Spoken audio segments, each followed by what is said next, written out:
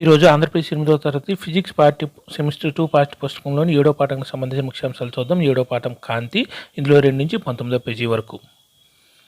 జ్ఞానాలలో అతి ముఖ్యమైనది దృష్టి జ్ఞానం. జ్ఞానాలలో అతి ముఖ్యమైనది దృష్టి జ్ఞానం. ఒక వస్తువు నుండి వచ్చే ఒక కళ్ళలోనికి ప్రవేశించిన మాత్రం ఆ వస్తువును మనం చూడగలం. కాంతి ఒక వస్తువు నుండి వచ్చే అంటే ఒక వస్తువు నుండి దేనిని మన కళ్ళలోనికి ఏదనేది మన కళ్ళలోనికి ప్రవేశించినప్పుడు మాత్రమే మనం ఆ వస్తువును మనం చూడగలమంటే కాంతి ప్రవేశించినప్పుడు మాత్రమే.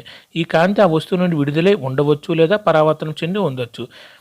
మన కళ్ళలోనికి ప్రవేశించిన కాంతి ఆ వస్తువు నుండైనా రావచ్చు లేదా దాని మీద పడి పరావర్తనం చెందిందైనా ఉండవచ్చు. కళ్ళలోని కాంతి పడినప్పుడు మాత్రమే మనం ఆ వస్తువుని చూడగలం.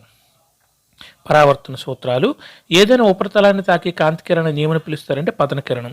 ఏదైనా ఉపరితలాన్ని తాకే కాంతి కిరణం ఏమని పిలుస్తారంటే పతన కిరణం. పరావర్తనం చెందిన తర్వాత ఉపరితలం నుండి వెనుక వచ్చే కాంతి కిరణం ఏమని అంటారంటే పరావర్తన కిరణం. పరావర్తనం చెందిన తర్వాత ఉపరితలం నుండి వెనుక వచ్చే కాంతి కిరణం ఏమంటారంటే పరావర్తన కిరణం. కాంతి కిరణం అనేది ఒక ఊహాత్మక వాదన. నిజానికి అనేక కాంతి కిరణాలు కలిసి సన్నని పుంజంలో ఏర్పడుతుంది. సులభంగా అర్థం చేసుకోవడం కోసం ఈ కాంతి పుంజాన్ని మనం ఎలా వ్యవహరిస్తామంటే కాంతి కిరణంగా వ్యవహరిస్తాం. అది ఒక కాంతి కిరణం కాదు, అది ఒక కాంతి పుంజం. దాన్ని మనము ఎలా వ్యవహరిస్తామంటే కాంతి కిరణంగా మనం వ్యవహరిస్తాం. కాంతి కిరణం అనేది ఒక ఊహాత్మక భావన. నిజానికి అనేక కాంతి కిరణాలు కలిసి సన్నని కాంతి పుంజంలో ఏర్పడుతుంది. సులభంగా అర్థం కావడం కోసం ఈ కాంతి పుంజాన్ని మనం ఎలా వ్యవహరిస్తున్నారంటే ఒక కాంతి కిరణంగా వ్యవహరిస్తున్నాం. దర్పణాన్ని పతన కిరణం తాకిన బిందువు వద్ద దర్పణానికి 90 డిగ్రీల కోణంలో మరొక గీతను గీయండి. దీనిని పరావర్తన తలానికి ఆ బిందువు వద్ద ఏమని అంటారంటే లంబం. దర్పణాన్ని పరావర్తనం కిరణం తాకిన బిందువు వద్ద దర్పణానికి 90 డిగ్రీల కోణం అంటే దర్పణానికి 90 డిగ్రీల కోణం అంటే లంబంగా మరొక గీతను గీయండి. దీన్ని పరావర్తన తలానికి ఆ బిందువు వద్ద ఏమని అంటారంటే లంబం అని అంటాం. లంబానికి పతన కిరణానికి మధ్య గల కోణాన్ని ఏమంటారంటే పతన కోణం అంటారు. లంబానికి పతన కిరణానికి మధ్య గల కోణాన్ని పతన కోణం అంటారు. పరావర్తన కిరణానికి లంబానికి మధ్య గల కోణాన్ని ఏమంటారంటే పరావర్తన కోణం అంటారు. పరావర్తన కిరణానికి లంబానికి మధ్య గల కోణాన్ని ఏమంటారంటే పరావర్తన కోణం అంటారు. ఇక్కడ ఫోటో ఉంది చూడండి. ఇక్కడ లంబం ఉంది, ఇటువైపు ఆర్ ఉంది, అటువైపు ఉంది కదా. పతన కిరణం యాంగిల్ ఐ, పరావర్తన కిరణం ఇక్కడ చూసా యాంగిల్ ఆర్. ఇది కోణం. మధ్యలో లంబం అనేది ఉంది. ఒక దర్పణం తీసుకున్నారు, దానిపైన పతన కిరణం పడింది. కోణం పతన కిరణం యొక్క వాల్యూ ఎంత అంటే ఈ లంబానికి పతన కిరణానికి మధ్య ఉండే కోణాన్ని మనం పతన కోణం అంటారు. అది ఐ. ఇక్కడ పరావర్తన కిరణానికి లంబానికి మధ్య ఉండే కోణం ఆర్ కదా, స్మాల్ ఆర్ కదా, అది పరావర్తన కోణం. ఈ రెండు ఎప్పుడు సమానంగా ఉంటాయి.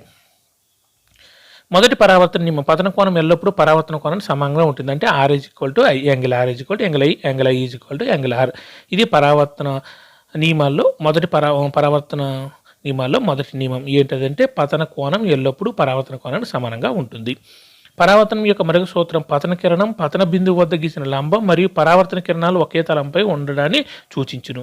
పరావర్తనం యొక్క మరొక సూత్రం ఏంటంటే పతన కిరణము పరావర్తన కిరణము మరియు లంబము ఒకే తలంపై ఉంటాయి. సింపుల్గా. దర్పణంలో ఏర్పడే ప్రతిబింబంలో వస్తువు యొక్క ఎడంవైపు కుడివైపునకు మరియు వస్తువు కుడివైపు ఎడంవైపునకు కనిపిస్తాయని గుర్తు తెచ్చుకోండి. దీన్ని ఏమంటారంటే పార్శ్వ విలోమం అంటారు. దర్పణంలో ఏర్పడే ప్రతిబింబంలో వస్తువు యొక్క ఎడమవైపు కుడివైపునకు మరియు వస్తువు కుడివైపు ఎడమవైపును కనిపిస్తాయని గుర్తు తెచ్చుకోండి. దీనిని మనం ఏమంటారంటే పార్శ్వ విలోమం అని అంటారు. సమాంతర కాంతి కిరణాలు గరుకు లేదా క్రమరహిత తలాలపై నుండి పరావర్తనం చెందినప్పుడు ఆ పరావర్తన కిరణాలు సమాంతరంగా ఉండవు. ఇటువంటి పరావర్తనాన్ని ఏమని అంటారంటే క్రమరహిత పరావర్తనం అంటారు. సమాంతర కాంతి కిరణాలు గరుకు లేదా క్రమరహిత తలాలపై నుండి పరావర్తనం చెందినప్పుడు ఆ పరావర్తన కిరణాలు సమాంతరంగా ఉండవు. ఇటువంటి పరావర్తనాన్ని ఏమని అంటారంటే క్రమరహిత పరావర్తనం అని అంటారు. ఇలా జరగడానికి కారణం పరావర్తన సూత్రాలు విఫలం కావడం కాదని గుర్తుంచుకోండి. అట్టముక్కలాంటి పరావర్తన తలంలో ఉన్న ఏమి వీటికి కారణం అంటే అసమరీతులే వీటికి కారణం. అంటే ఆ తలం అనేది సమంగా లేకపోవడం కారణం, కానీ పరావర్తన సూత్రాలు విఫలం కావడం మాత్రం కాదు. మరోవైపు దర్పణం లాంటి నునుపైన ఉపరితలాలపై జరిగే కాంతి పరావర్తనం ఏమంటారంటే క్రమ పరావర్తనం అంటారు. మరోవైపు దర్పణం లాంటి నునుపైన ఉపరితలాలపై జరిగే కాంతి పరావర్తనం ఏమంటారంటే క్రమ పరావర్తనం అంటారు. క్రమ పరావర్తనం వల్ల ఏమి ఏర్పడతాయంటే ప్రతిబింబాలు ఏర్పడతాయి. క్రమ పరావర్తనం వల్ల ఏమి ఏర్పడతాయంటే ప్రతిబింబాలు ఏర్పడతాయి. స్వయంగా కాంతిని ఉద్గారించే వస్తువులు ఏమంటారంటే స్వయం ప్రకాశకాలు అంటారు. స్వయంగా కాంతిని ఉద్గారించే వస్తువులను ఏమంటారంటే స్వయం ప్రకాశకాలు అంటారు. వాటికి ఉదాహరణ సూర్యుడు, అగ్గి, కొవ్వొత్తి యొక్క జ్వాల మరియు విద్యుత్ దీపం వంటివి. పరావర్తనం చెందిన కాంతిని మళ్ళీ పరావర్తనం చెందించవచ్చు పరావర్తనం చెందిన కాంతిని మనం మళ్ళీ తిరిగి మనం దాన్ని పరావర్తనం చెందించవచ్చు. దానికి ఉదాహరణ ఏంటంటే పెరిస్కోప్లో కటకాలు ఉంటాయి కదా, ఒక దాని మీద పడి ఇంకో దాని పడిన తర్వాత సముద్రంలో నేలపై అంటే ఉపరితలంపై ఉన్న వస్తువును ఈజీగా ఓడలు గట్ట చూడడానికి ఉపయోగిస్తారు కదా, సముద్రం లోపల ఉండి అలా పరావర్తనం చెందిన కాంతిని మళ్ళీ పరావర్తనం మనం చెందించవచ్చు. ఉదాహరణకి పెరిస్కోప్. బహుళ ప్రతిబింబాలు. ఒక సమతల దర్పణం ఒక వస్తువుకు ఒకే ప్రతిబింబాన్ని ఏర్పరుస్తుందని మీకు తెలుసు. పరస్పరం లంబంగా ఉన్న దర్పణాల్లోని ప్రతిబింబాలు 3. అంటే ఒక సమతల దర్పణం ఒక వస్తువుకు ఒకే ప్రతిబింబాన్ని ఏర్పరుస్తుంది. కానీ పరస్పరంగా లంబంగా ఉన్న దర్పణాలను ఒక 2 దర్పణాలు ఒకదానికొకటి లంబంగా ఉన్నాయంటే ఏర్పడే ప్రతిబింబాలు ఏంటంటే 3. మనం ఆల్రెడీ నేర్చుకున్నాం. దీనికి సూత్రం 360 కోణం అంటే ఆ 2 దర్పణాల మధ్య కోణము -1. ఇక్కడ లంబంగా ఉన్నాయంటే దాని అర్థం ఏంటంటే ఆ దర్పణాలు రెండింటి మధ్య కోణం ఎంత అంటే 90 డిగ్రీలు. 360 డిగ్రీలు బై 90 -1 అంటే 4 -1 అనేసి అంటే దాని అర్థం ఏంటంటే 3 అని అర్థం. 360/94 4 -1 అంటే మొత్తం 3 ప్రతిబింబాలు ఏర్పడతాయి. గుర్తుపెట్టుకోండి. 360/θ అని మనం ఆల్రెడీ చెప్పుకొని ఉంటాం. ఆ θ అంటే 2 దర్పణాల మధ్య కోణం. ఇక్కడ 90 డిగ్రీలు కదా θ వాల్యూ, కాబట్టి 360/90 -1 అంటే 360/90 అంటే 4 4 -1 అంటే 3. ఎన్ని ప్రతిబింబాలు ఏర్పడతాయి అంటే 3 ప్రతిబింబాలు ఏర్పడతాయి. ఎప్పుడంటే 2 దర్పణాల మధ్య కోణం 90 డిగ్రీలు అయినప్పుడు. ఒకదానికి ఒకటి కొంత కోణంలో ఉంచినప్పుడు దర్పణాల మధ్య అనేక ప్రతిబింబాలు ఏర్పడతాయనే భావన ఎందులో ఏర్పడడానికి అనేక అందమైన నమూనాలను వివరించడానికి ఉపయోగపడింది. కెలిడియోస్కోప్లో ఒకదానికి ఒకటి కొంత కోణంలో ఉంచినప్పుడు దర్పణాల మధ్య అనేక ప్రతిబింబాలు ఏర్పడతాయనే భావన ఎందులో ఏర్పడడానికి అనేక అందమైన నమూనాలను వివరించడానికి ఉపయోగపడుతుందంటే కెలిడియోస్కోప్. సూర్యకాంతి తెల్లని కాంతి, అలాగే సూర్యకాంతి ఎన్ని రంగులు కలిగి ఉంటుందంటే 7. సూర్యకాంతి తెల్లని కాంతి, అలాగే సూర్యకాంతి ఎన్ని రంగులు కలిగి ఉంటుంది 7 రంగులు కలిగి ఉంటుంది. కాంతి రంగులుగా విడిపోవడాన్ని ఏమంటారంటే కాంతి విక్షేపణం అంటారు. కాంతి రంగులుగా విడిపోవడాన్ని ఏమంటారంటే కాంతి విక్షేపణం అంటారు. విక్షేపణం చూపే సహజ ప్రక్రియ ఇంద్రధనస్సులో విక్షేపణం ప్రక్రియ జరుగుతుంది. ఇది సహజ ప్రక్రియ. మన జ్ఞానేంద్రియాల్లో అతి ప్రధానమైనది కన్ను. మన జ్ఞానేంద్రియాల్లో అతి ప్రధానమైనది కన్ను. కన్ను దాదాపుగా ఎలా ఉంటుందంటే గోళాకారంలో ఉంటుంది. కన్ను దాదాపుగా ఎలా ఉంటుందంటే గోళాకారంగా ఉంటుంది. దాదాపుగా గోళాకారంగా ఉంటుంది. కన్ను బాహ్యపొర తెల్లగా ఉంటుంది. ఏది దృఢంగా ఉండి లోపల ఉన్న భాగాలను ప్రమాదాలను రక్షిస్తుందంటే బాహ్యపొర. కన్ను బాహ్యపొర తెల్లగా ఉంటుంది. ఏది దృఢంగా ఉండి లోపల ఉన్న భాగాలను ప్రమాదాలను రక్షిస్తుందంటే బాహ్యపొర. బాహ్యంగా ఉన్న పారదర్శక భాగాన్ని ఏమంటారంటే కార్నియా అంటారు. బాహ్యంగా ఉన్న పారదర్శకపు భాగాన్ని ఏమంటామంటే కార్నియా అంటాం. కార్నియా వెనుక ఏమి అనబడే నల్లటి కండర నిర్మాణం మనము చూడవచ్చు. నల్లగుడ్డు లేదా ఐరిస్. కార్నియా వెనుక ఏమి అనబడే నల్లటి కండర నిర్మాణాన్ని మనం చూడవచ్చు అంటే నల్లగుడ్డు లేదా ఐరిస్. నల్లగుడ్డులో చిన్న ద్వారాన్ని ఏమని అంటారంటే కనుపాప లేదా ప్యూపిల్. నల్లగుడ్డులో చిన్న ద్వారాన్ని ఏమంటారంటే కనుపాప లేదా ప్యూపిల్ అంటారు. కనుపాప పరిమాణాన్ని ఏది నియంత్రిస్తుందంటే నల్లగుడ్డు నియంత్రిస్తుంది. కనుపాప పరిమాణాన్ని ఏది నియంత్రిస్తుందంటే నల్లగుడ్డు నియంత్రిస్తుంది. కన్నుకు ప్రత్యేకమైన రంగునిచ్చే భాగమే కనుపాప. కన్నుకు ప్రత్యేకమైన రంగునిచ్చే భాగం ఏంటంటే కనుపాప. ఒక వ్యక్తికి ఆకుపచ్చ కళ్ళు ఉన్నాయని మనం చెప్పినప్పుడు వాస్తవానికి ఆ రంగును ఎవరికి ఆపాదిస్తామంటే ఐరిస్కు ఆపాదిస్తాం. ఒక వ్యక్తికి ఆకుపచ్చ కళ్ళు ఉన్నాయని మనం చెప్పినప్పుడు వాస్తవానికి ఆ రంగును ఎవరికి ఆపాదిస్తామంటే ఐరిస్కు ఆపాదిస్తాం. కంటిలోకి ప్రవేశించే కాంతి మొత్తం ఏది నియంత్రిస్తుందంటే కనుపాప. కంటిలోకి ప్రవేశించే కాంతి మొత్తం ఏది నియంత్రిస్తుందంటే కనుపాప. మానవ కన్ను చూడండి ఎలా ఉందో. కంటి కటకం, కార్నియా, ఐరిస్ ఎక్కడ ఉంటుంది, సిలియరీ ఖండం ఎక్కడ ఉంటుంది, దృక్నాడి ఎక్కడ ఉంటుంది, రెటీనా అనేది ఎక్కడ ఉంటుంది, ఇవన్నీ మనం చూడొచ్చు కంటి భాగంలో. కంటి కనుపాపకు వెనుక భాగాన మధ్యలో ఉబ్బెత్తుగా ఉన్నటువంటి ఏముంటుందంటే ఒక కటకం ఉంటుంది. కంటి కనుపాపకు వెనుక భాగాన మధ్యలో ఉబ్బెత్తుగా ఉన్నటువంటి ఏముంటుందంటే ఒక కటకం. కటకం కాంతిని కన్ను వెనుక భాగం ఉన్న ఏ పొరపై కేంద్రీకరింపజేస్తుందంటే రెటీనా అనబడే పొరపై. కటకం కాంతిని కన్ను వెనుక భాగం ఉన్న ఏ పొరపైన కేంద్రీకరింపజేస్తుందంటే రెటీనా అనబడే పొరపైన. ఏది అనేక నాడీ కణాలను కలిగి ఉంటుందంటే రెటీనా. ఏది అనేక నాడీ కణాలు కలిగి ఉంటుందంటే రెటీనా. నాడీ కణాలు పొందే అనుభవాలు వేటి ద్వారా మెదడుకు ప్రసారం చేయబడతాయంటే దృక్నాడుల ద్వారా. నాడీ కణాలు పొందే అనుభూతులు వేటి ద్వారా మెదడుకు ప్రసారం చేయబడతాయంటే దృక్నాడుల ద్వారా. ఈ కణాలు ఎన్ని రకాలు అవి ఏవంటే ఈ కణాలు అనేవి 2 రకాలు. అవి శంకువులు. ఇవి ప్రకాశవంతమైన కాంతికి స్పందిస్తాయి. శంకువులు. దండాలు ఇవి తక్కువ కాంతికి స్పందిస్తాయి. ఈ కణాలు ఎన్ని రకాలంటే 2 రకాలు. ప్రకాశవంతమైన కాంతికి స్పందించేవి శంకువులు, తక్కువ కాంతికి స్పందించేవి దండాలు. ఏవి రంగును గుర్తిస్తాయంటే శంకువులు, రంగును గుర్తించేవి రెండిట్లు ఏంటంటే శంకువులు. దృక్నాడి మరియు రెటీనా కలిసే చోట ఏ కణాలు ఉండవు, ఇంద్రియ కణాలు ఉండవు. దృక్నాడి మరియు రెటీనా కలిసే చోట ఏ కణాలు ఉండవు అంటే ఇంద్రియ కణాలని ఉండవు. కాబట్టి ఆ ప్రదేశంలో దృష్టి సాధ్యం కాదు. దీనిని ఏమని అంటారంటే అందబిందువు అంటారు. కాబట్టి ఆ ప్రదేశంలో దృష్టి సాధ్యం కాదంటే మనం అక్కడ దృష్టి కనబడదు. దీన్ని ఏమంటారంటే మనం అందబిందువు అంటాం. దాని ఉనికిని క్రింది విధంగా ప్రదర్శించవచ్చు. ఈ అందబిందువును ఒక కాగితం షీటు పైన చుక్క గుర్తును, క్రాస్ గుర్తు కుడివైపున చుక్క గుర్తు ఉండాలి. ఈ రెండింటి మధ్య దూరం సుమారుగా 6 నుంచి 8 సెంటీమీటర్లు ఉండాలి. కాగితమును కంటి నుండి ఒక చేయంత దూరంలో ఉండేటట్లు పట్టుకొని మీ ఎడమ కంటిని మూయండి. క్రాస్ గుర్తును చూస్తూ ఉండండి.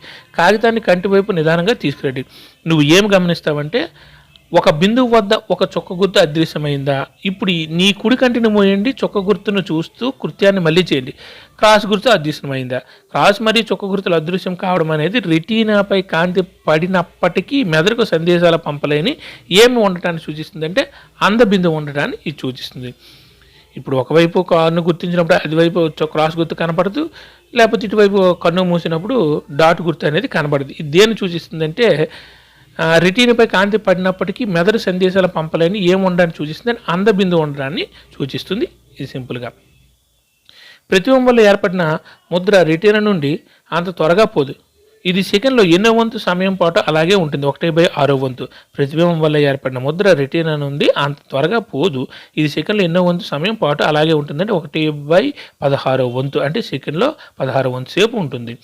కాబట్టి కదులుతున్న వస్తువు యొక్క నిశ్చల చిత్రాలు కంటిపై పడే వేగం సెకనుకి ఎంతకంటే ఎక్కువ ఉన్నప్పుడు మాత్రం ఆ వస్తువులు కదులుతున్నట్లు మన కన్ను గ్రహిస్తుందంటే 16 కంటే. కాబట్టి కదులుతున్న వస్తువు యొక్క నిశ్చల చిత్రాలు కంటిపై పడే వేగం సెకనుకి ఎంతకంటే ఎక్కువ ఉన్నప్పుడు మాత్రం ఆ వస్తువు కదులుతున్నట్లుగా అనుగ్రహిస్తుందంటే 16 కంటే. మనం చూసే సినిమాలు వాస్తవానికి సరైన క్రమంలో ఉంచబడిన అనేక వేరువేరు చిత్రాల కలయిక. సాధారణంగా సెకనుకు ఎన్ని చిత్రాలు అంటే సెకనుకు 16 కంటే ఎక్కువ వేగంతో చొప్పున కంటిని దాటేలా వీటిని కదుపుతారు. అందువల్ల కదిలే చిత్రం మనం గుర్తిస్తాం. అంటే ఎన్ని చిత్రాలు చొప్పున కంటిని దాటేలా కదుపుతారంటే 24 చిత్రాలు, అంటే సెకనుకి 24 చిత్రాలు. మనకు సెకనుకి 16 ఉంటుంది కదా, కాబట్టి మన చిత్రం కదిపినట్టు ఒక ఎన్ని సెకండ్లు, ఒక 16, 4 అంటే 8 చిత్రాలు ఎక్కువ పడుతుంది. కాబట్టి ఆ చిత్రం కదులుతున్నట్లు మనకి కనిపిస్తూ ఉంటుంది. కంటిలోకి ఏ నలుసులు పడకుండా ఉండేందుకు ప్రకృతి కంటికి వేటిని ఇచ్చిందంటే కనురెప్పలను ఇచ్చింది. కంటిలోకి ఏ నలుసులు పడకుండా ఉండేందుకు ప్రకృతి కంటికి వేటిని ఇచ్చిందంటే కనురెప్పలను ఇచ్చింది. కాంతి అవసరం లేనప్పుడు ఏం మూసుకుంటాయంటే కనురెప్పలు మూసుకుంటాయి. కాంతి అవసరం లేనప్పుడు ఏం మూసుకుంటాయంటే కనురెప్పలు మూసుకుంటాయి. కన్ను చాలా అద్భుతమైన పరికరం. ఏది సాధారణంగా చాలా దూరంలో ఉన్న వస్తువులను అలాగే దగ్గరగా ఉన్న వస్తువులను కూడా స్పష్టంగా చూడగలదు కన్ను. ఒక అద్భుతమైన పరికరం కన్నే. చాలా దూరంలో ఉన్న వస్తువులను చూడగలదు, అలాగే దగ్గరగా ఉన్న వస్తువులను కూడా స్పష్టంగా చూడగలదు కన్ను. దేనిని బట్టి కన్ను వస్తువులను స్పష్టంగా చూడగలిగే కనీస దూరం మారుతుంది, వయస్సును బట్టి. దేనిని బట్టి కన్ను వస్తువులను స్పష్టంగా చూడగలిగే కనీస దూరం మారుతుందంటే వయస్సును బట్టి. సాధారణంగా కంటితో అత్యంత సౌకర్యవంతంగా ఎంత దూరంలో ఉన్న వాటిని చదవగలం, 25 సెంటీమీటర్లు. సాధారణంగా కంటితో అత్యంత సౌకర్యవంతంగా ఎంత దూరంలో ఉన్న వాటిని చదవగలమంటే 25 సెంటీమీటర్ల దూరంలో ఉన్న వాటిని చదవగలం. కొన్నిసార్లు ముఖ్యంగా వృద్ధాప్యంలో కంటి చూపు మసకబారుతుంది. కంటిలోని ఏంటి బిగుసుకుపోయి ఉండడం దీనికి కారణం, కటకం బిగుసుకుపోయి ఉండడం దీనికి కారణం. కొన్నిసార్లు ముఖ్యంగా వృద్ధాప్యంలో కంటి చూపు మసకబారుతుంది. కంటిలోని ఏంటి బిగుసుకుపోయి ఉండడం దీనికి కారణం అంటే కటకం. ఇలా జరిగినప్పుడు ఆ వ్యక్తులకు ఏమున్నట్లు చెప్తారని శుక్లాలు చెప్తారు. దీనితో వారు చూపును కూడా కోల్పోతారు. ఇలా జరిగినప్పుడు ఆ వ్యక్తులకు ఏమున్నట్లు చెప్తారని శుక్లాలు ఉన్నట్లు చెప్తారు. దీనితో వారు చూపును కూడా కోల్పోతారు. కొన్నిసార్లు ఇది చాలా తీవ్రంగా ఉంటుంది. ఈ లోపాన్ని చికిత్స చేయడం సాధ్యమే. దేనిని తొలగించి కృత్రిమైన కొత్త కటకాన్ని దాని స్థానంలో అమర్చుతారు. ఆధునిక సాంకేతిక ఈ విధానాన్ని సురక్షితమైనదిగాను సులభమైనదిగాను చేసింది, అపారదర్శక కటకాన్ని తొలగించి. కొన్నిసార్లు ఇది చాలా తీవ్రంగా ఉంటుంది. ఈ లోపాన్ని చికిత్స చేయడం సాధ్యమే. దేనిని తొలగించి అంటే ఆ అపారదర్శక కటకాన్ని తొలగించి కృత్రిమైన కొత్త కటకాన్ని దాని స్థానంలో అమర్చుతారు. ఆధునిక సాంకేతికత ఈ విధానాన్ని సురక్షితమైనదిగాను సులభమైనదిగాను చేసింది. ప్రస్తుతం కళ్ళ సంరక్షణ.